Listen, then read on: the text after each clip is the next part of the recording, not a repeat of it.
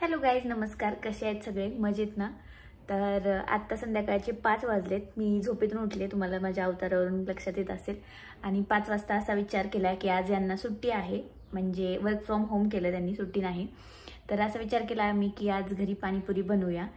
तर मी त्याचीच तयारी करत होते. म्हणलं व्लॉग पण शूट करावा आणि तुम्हाला दाखवावं की मी घरी पाणीपुरी कशी बनवते. तर चला लवकर बनवूया, कारण की आज डिनरमध्ये आम्ही पाणीपुरीच खाणार आहेत. तर सगळ्यात पहिले मी बटाटे उकडायला टाकते. कोणी कोणी ते वाटाण्याचं बनवतात, म्हणजे जे मधलं काय म्हणतात त्याला,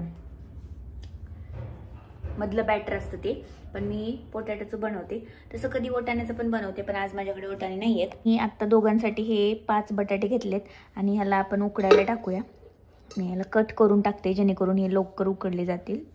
बटाटे तर उकडत आहेत, तोपर्यंत मी मधलं जे बॅटर आहे म्हणजे बटाट्यापासून बनवलेलं ते कसं बनतं ते मी दाखवते, कारण की मी शूट घ्यायचं विसरून गेले होते. नंतर बटाटे उकडल्यानंतर छानपैकी त्याला मॅश करायचं. त्यामध्ये थोडीशी हळद, लाल मिर्च पावडर आणि मीठ, सोबतच गरम मसाला, धनिया पावडर आणि बारीक चिरलेला थोडासा कांदा पण टाकू शकता आणि कोथिंबीर, एवढं सगळं टाकून छानपैकी मिक्स करून घ्यायचं. आणि नंतर त्याला गॅसवरती ठेवून थोडंसं पाणी टाकून त्याचं जे बॅटर आहे ते थोडं पातळ बनवायचं.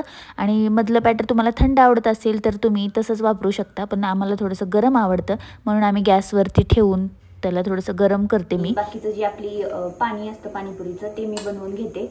मी असं गोड पाणी आणि आंबट पाणी वेगवेगळं बनवत नाही, तिखट पाणी एकत्रच बनवते. तर त्यासाठी मी सगळं आधीच फ्रीजमध्ये जे व्हेजिटेबल्स आपलं कोथिंबीर आणि पुदिना होतं ते काढले. आणि सोबतच आपल्याला हिरव्या मिरच्या पण लागणार आहे. तर आता हे सगळं आपण मिक्सरमध्ये काढून घेऊया एकदा.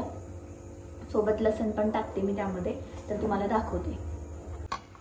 लसणाला मी थोडंसं बारीक कट करून घेतलंय, कारण की तसंच टाकलं तर मग तो नीट व्यवस्थित बारीक होत नाही. त्यामुळं परत यात थोडीशी कोथिंबीर टाकली, आणखीन लागेल तर अशी कोथिंबीर. आणि हा मी 10 रुपयाचा पुदिना आणला होता, तसं एवढा लागत नाही पाणीपुरीला. सोबत थोडासा पुदिना टाकूया. जास्त पण टाकलं की थोडंसं टेस्ट वेगळी येते, त्यामुळे मी थोडंच टाकते. यामध्ये टाकल्यात मी एक 8 ते 10 मिरच्या आणि थोडंसं मीठ पण टाकूया. आणि हे सगळं पेस्ट याचं मिक्सरमधून बनवून घ्यायचं.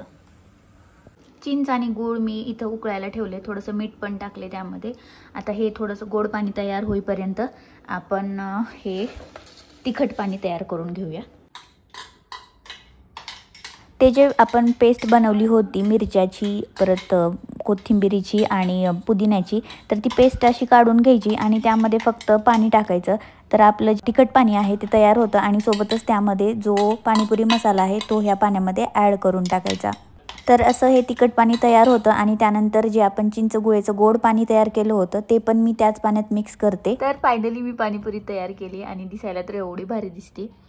आता खाऊन बघूया कशी लागते. आणि जो मध्ये टाकायचा रगडा असतो तो मी इथे तयार करून ठेवलाय, इथे घेतला नाही प्लेटमध्ये. आता मी खाऊन सांगते कशी झाली आहे ती.